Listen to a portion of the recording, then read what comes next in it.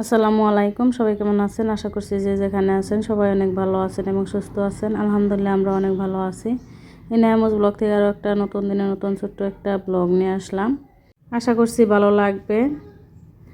একটা লাইক দিয়ে পুরো ভিডিওর সাথে থাকার জন্য অনুরোধ রইল। আর যদি নতুন হয়ে থাকেন প্লিজ সাবস্ক্রাইব করে নতুন বন্ধু হয়ে যাবেন।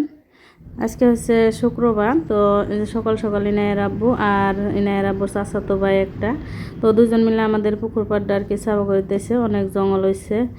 আর এই দেখেন আমার এইগুলা আর কি পেঁপে গাছগুলো দেখেন মাশাল্লাহ কত বড় বড় হয়েছে। তো আপনাদেরকেও দেখাই দিলাম। তো ওদেরকে আমি পুকুর পাড়ে আর কি ডাকতে গেছিলাম, তো ওরা চা বানাই নিচ্ছি যার জন্যে। তো চা খাই যে ভাই আর কি ফ্যান পরিষ্কার করে নিতেছে। তো ফ্যানটা আমি আর পরিষ্কার করতে পারি না, যার জন্য ভাইয়াকে বললাম যে আমাদের রুমের আর সুপার রুমের ফ্যান দুইটা আর কি পরিষ্কার করে দিতে। চা খাইয়ের আর কি পরিষ্কার করে নিল। আর সাথে ইনাইয়া দেখেন কীরকম আর কি দুষ্টামি করতেছে। তো ইনাইয়া যে সাথে সাথে আর কি পরিষ্কার করে নিতেছে। আর সুপার কাভারগুলো একদম এলোমেল করে এলাইলো। তো এইরকম তো যে বাইরে আর কি যেখানে যেখানে গেতাইছি না ওখানে আর কি গেতাইছে, বাইরের পাশে পাশে আর কি সারাদিন থাকতেছে। তো এই নায়কে আর কি ডাকতে আসছি আর দেখতেছি যে ভাই এখন কি করতেছে। তো এখন এসে দেখি যে যে গ্রিলগুলো আর কি সাফা করতেছে। আর দেখেন কত মাকড়ের বাসা দিছিল, তো ওইগুলো সাফা করে নিছে। আর এখন পানি দিয়ে দিয়ে আর কি পুষে নিতেছে। আর এই দেখেন এই বাহিরে যে আমাদের লিচু গাছ তো দেখা গেতেছে এইখানে। আর এই যে আমার হাঁসগুলো আসতেছে ওই বাড়ির ফিশারি থেকে, তো দাওয়া দিয়ে দিছে। আর এই যে আমার মুরগিগুলা এখানে দেখেন ডিম পেড়ে রাখছে এই ঘরে। তো এই রুমগুলোতে আর কি আমাদের থাকা হয় না। তো মুরগির আর কি রুমে এক রুমের মধ্যে আর ডিম পারে। আর এই যে ভাইয়ের এই রুমটা আর কি গ্রিল সাফা করা হয়েছে, তো বারান্দার গ্রিলগুলো মুছে নিতেছে। আর আমি এই যে মিষ্টি কুমড়া গাছটা আর কি কেটে নিতেছি, গাছটা মরে গেছে গা।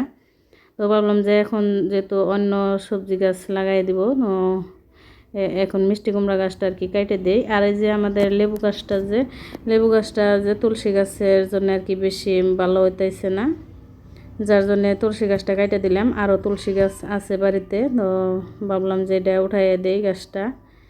তো ফার্স্টে কাট বানাইছিলাম, তো কাটা কেটেছে না শক্ত, যার জন্য আর কি উঠাই দিলাম।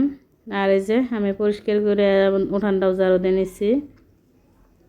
আর এই যে মাটির যে হাড়ি দেখা গেছে এই জায়গাটায় আর কি আমি লাউ গাছ লাগাইয়ে দিব, দেশি লাউ গাছ লাগাবো। আর এই যে আমি গোসল করে আর কি সব কাজ সেরে গোসল করে ফ্রেশ হয়ে নিচ্ছি। এখন এই যে ফুচকা ভেজে দাদি ফুচকা ভেজে নিতে এসছে, তো ফুচকা খাবো। তো আমার মেয়ে আর কি ফুচকা নিয়ে আসছিলো স্কুল থেকে আসার সময়, তো ভাবলাম যে আজকে ফুচকা বানিয়ে খাই। আর এখানে আমার বাইশটাও আসছে একটা, আর বাইশটার মেয়েও আসছে, তো ওকে চিপস খাইতে দিছি।